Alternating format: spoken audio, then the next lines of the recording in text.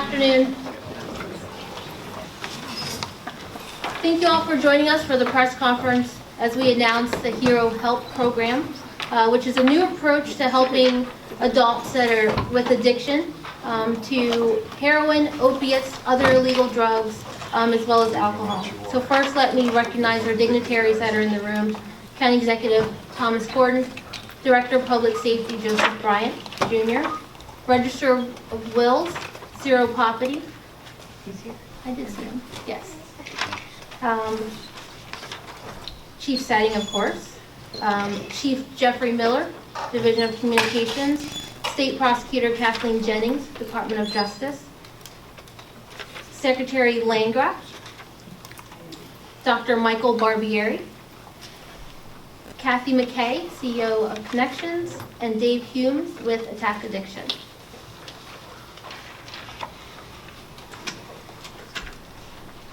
Colonel Setting? Yes, thank you.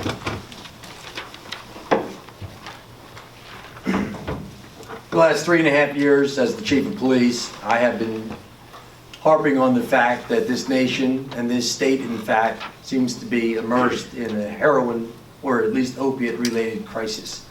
Many people see this as just a stigma, and these people cannot be helped. They don't want help, and they're part of the problem. Most of them, in fact, are victims of addiction, and we have to change the way we think. This police department has been out on the cutting edge of those changes. In June of 2013, we worked with the Department of Justice to establish the first permanent drug drop box. That is so important because most of these people that get addicted start with prescription medicine, and they had nowhere to get rid of them. So just to give you an idea, if that is effective, we've collected over 2,976 pounds of unwanted expired prescription medications. In April 30th, 2016, the Delaware Drug Take-Back Day turned in a total of 7,684 pounds of prescription medications. A total of 80 suspected heroin deaths from heroin overdoses, 353 overdoses, and 25 Narcan saves since 2013. We're the first major agency in Delaware to carry Narcan. So far, this year alone, we have documented 10 deaths from heroin overdoses, 59 other overdoses, and 7 successful Narcan saves. And just so you know, every time we do deploy Narcan, we save someone. It's somebody's son, it's someone's daughter, it's someone's mother or sister or brother. The launch of the Heroin Trap in March of 2015, an educational program to have the folks that are younger, and it doesn't matter in any age actually, and even parents, to realize the dangers of the addiction to opiates. The site was visited over 61,000 times. Over 3.3 million ads appeared in search engine results and drove over 12,000 people to this website. We continue to run one of the best educational programs in Delaware that is used in Delaware and requested often out of state, the Heroin Alert Program, a very sobering program run by Marie Allen to try and educate our youth as to what heroin really is. This is not a recreational drug. No opiate is. In 2014, the Newcastle County Police made the largest seizure of heroin in the history of the state of Delaware. It should be an indicator that the war on drugs is not going well and that we have to change our approach and we have to start seeing people and things differently. I want to take a minute to thank some of the folks that helped us get this off the ground and up and running, which would have taken years. I think in any other setting, it would have taken years to get this program going. But with the help of Secretary Rita Landgraf and Mike Barbieri, we were able to get this thing underneath of us. When a regular police officer is out in the field and they run across an individual that says they are addicted, they're nonviolent, and they need help, this will give us a tool for the ones that fit the vetting process to go into this program. It is a step in the right direction. It's a learning process. It's not a silver bullet. It's not solving every problem. It simply gives us the ability, when someone truly is in need of help and wants help, it'll give us an opportunity to put them into this program. There is limited availability in the program. I'm going to let some other folks talk about that, but it's a step in the right direction. I believe if we can show public value with it, the program will in fact grow.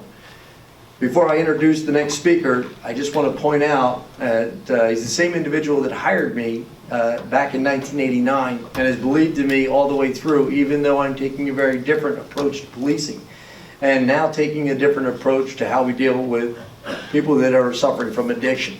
But I think many of the changes that we've made have been worth the time and worth the effort, and even when some people were opposed to them, particularly other officers that think that the only answer is to continue arresting everyone and that's how we're going to win this war on drugs, I don't think so. And I'd like to thank him for his continued support and his support of this program, our County Executive, Tom Gordon.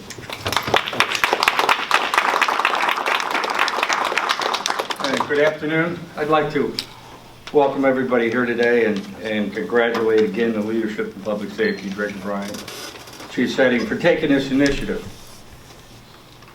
Our country is facing a deadly epidemic of heroin and opiate drug overdoses. Experts say that we are now the nation's #1 cause of accidental deaths, overdoses. Heroin and prescription painkiller and heroin now kill over more than 28,000 people a year.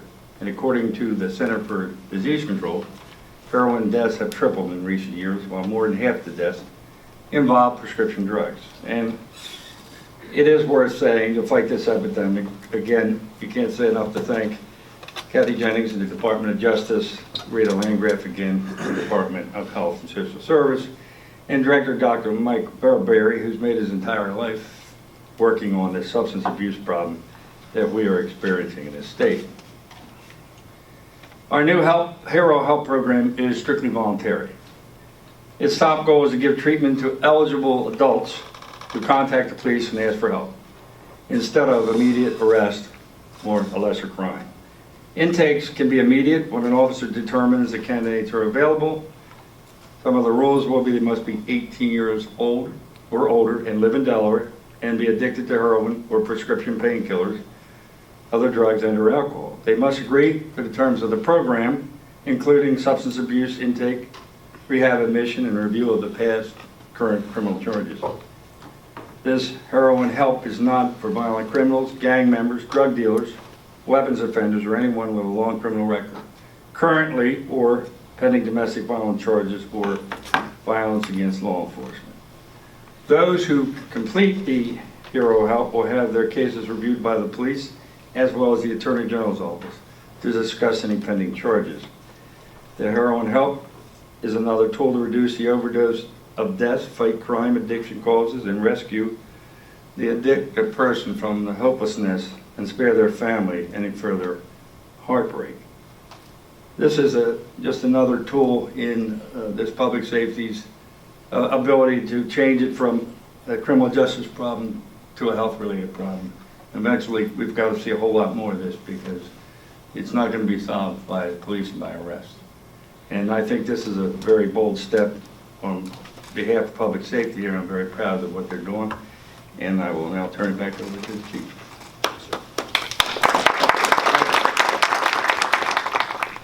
I'm now going to introduce State Prosecutor Kathleen Jennings.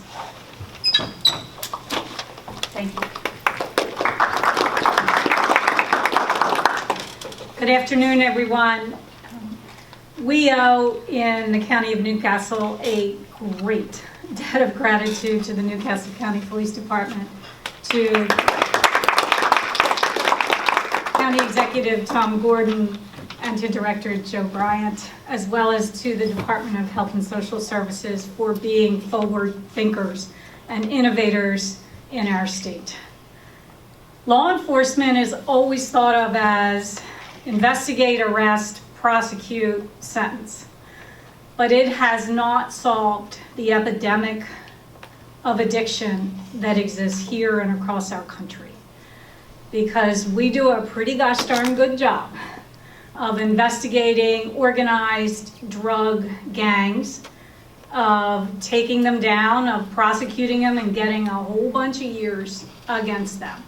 You saw the Newcastle County record for heroin seizures. We had another seizure in Sussex County recently of over 1,000 grams of heroin, one of the largest in the state. The problem is that next organized group is around the corner unless we can do something about the demand for drugs. 228 overdose deaths in the state of Delaware in 2015. 228 people died from overdose. Opioid addiction, heroin addiction are at the top of that problem. And so we have to think outside the box. Several months ago, we got together in a small room in the Attorney General's office with Matt Den and started thinking about how can we get at the addiction problem sooner. And this is not to undercut our drug courts, which do a tremendous job trying to rehabilitate, trying to stress rehabilitation over prosecution and give people a second chance. But that's months down the road. This program gives people a chance right away, immediately, to get help if they have an addiction and they need treatment. And we're talking about holding in abeyance very low-level crimes so that people can get help right away and that the criminal justice system doesn't hold up the ability to get treatment. This is a brave program. This is an expansion of the traditional role of policing, a welcome, much-needed, forward-thinking expansion of the role of policing as well as prosecution in this state. So we have great hopes for this program. We have great hopes for the beds we have available now and those we hope to have available in the future. Thank you.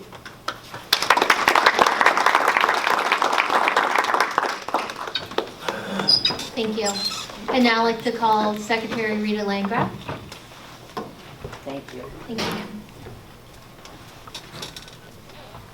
Good afternoon, everyone. I would also like to extend my deepest appreciation to Newcastle County and the leadership within Newcastle County that really had the vision to work relative to how do people access treatment, the recognition that addiction is a disease, and to the point now that it is a public health issue, not only here in Delaware, but across our country. I really am extremely grateful also to the Attorney General's office and Kathy Jennings in particular, who also looked at what strategies can we utilize to really motivate individuals to come into treatment. We know that this disease is actually so horrific by the number of people that it impacts. It is now at epidemic proportions. You know, we talk about those diseases such as Zika disease and Ebola, and when I think about it, they're not necessarily epidemics, very dangerous in their own right, but here, right here in Delaware, we are experiencing the greatest epidemic that we have ever seen.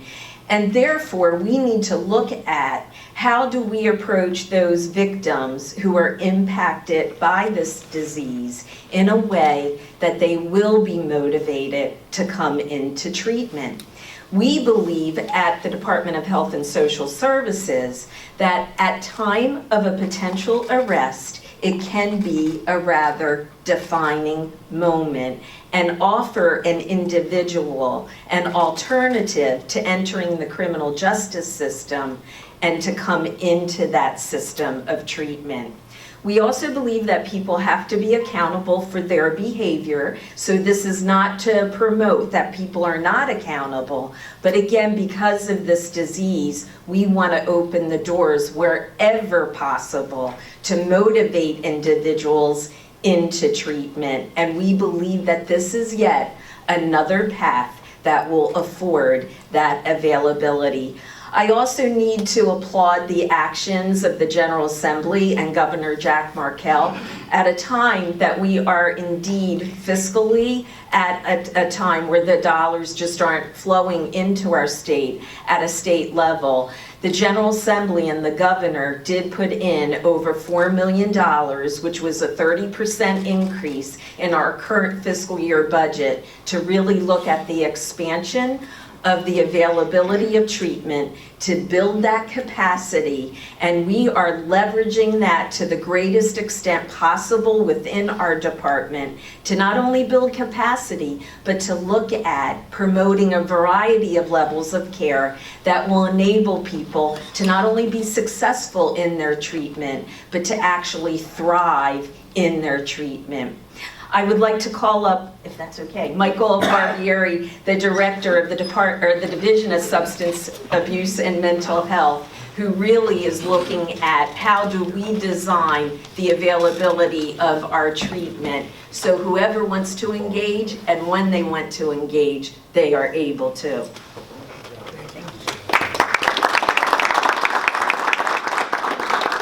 It's nice to get your boss to introduce you. I don't know that people of Delaware realize how fortunate they are, especially people of Newcastle County. I mean, you have your elected officials like Ciro and Executive Gordon here who have been championing causes like this. I'm thrilled to death you have the AG, Kathleen Jennings, who really did put it in the right perspective. We will never address the supply issue. It's always going to be there as long as somebody wants it. We have to work on the demand issue. And arresting people without providing care just delays their next request for drugs. It does not change the behavior.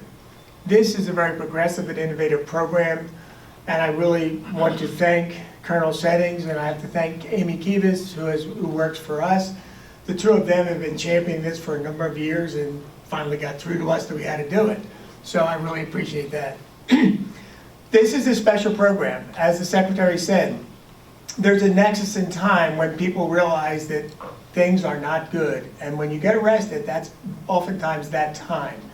So if we can offer them assistance at that time when they're in crisis, we have an opportunity to really have an impact. If we let them go back and get processed and back out to the street, basically they'll begin to think about, well, maybe I can get away with it next time, it won't be as bad. But now we have them. So what we're trying to do is put together a system, or we have put together a system, where the police will vet the individual once they make the arrest or once they find them on the street, and then they'll have immediate access to a treatment facility for evaluation and assessment. From that point, and that will be the detox program or withdrawal management program we have on Kirkwood Highway net. They'll be evaluated there, they'll be in a 23-hour evaluation. From that evaluation, there will be a determination as to what levels of care they need, and working with that individual and the treatment center will identify where they should go and then get them there. We are committed to preventing or avoiding or knocking down any barriers that will get that person through a treatment process. As long as they want it, we will make sure that they have it. Now, obviously, we can't open our doors and say everyone who walks into Colonel Setting's office can do this.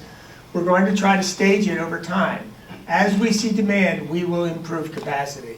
That's the commitment of the Secretary, it's the commitment of the Governor, and I believe it's the desire of the Colonel. We will do that. We will make sure this happens. This is all voluntary. If a person leaves, we will call Colonel Setting's office, not him directly, we will call the office and let them know the person left and they will no longer be in the program. The people who come into this program will be followed by our task group, which is familiar with working with the courts, and they will be following them throughout the process. We are going to establish completion or graduation criteria, which will include a restorative justice piece as well as a drug-free piece, as well as a more productive piece. So when we get elected, when the person has accomplished that, they'll be ready for graduation. If a person has a slip during this process, that does not mean they're automatically out of the program. It means we'll reevaluate. If they still wish to be there, we will continue to work with them. Our desire, this group here who has been extremely innovative, our desire is not to punish, but to help. There's always a consequence for bad behavior, and we want to make sure that consequence is enforced, but we want to help the person learn and grow from that behavior. So that's what we're going to do. I'm committed to making sure that we have our supply ready to meet the demand. But we're going to start it slow and we're going to move up. Thank you very much. Thank you, Dr. Barbieri. That concludes our press conference. However, if there are any questions, we will definitely try to answer those questions.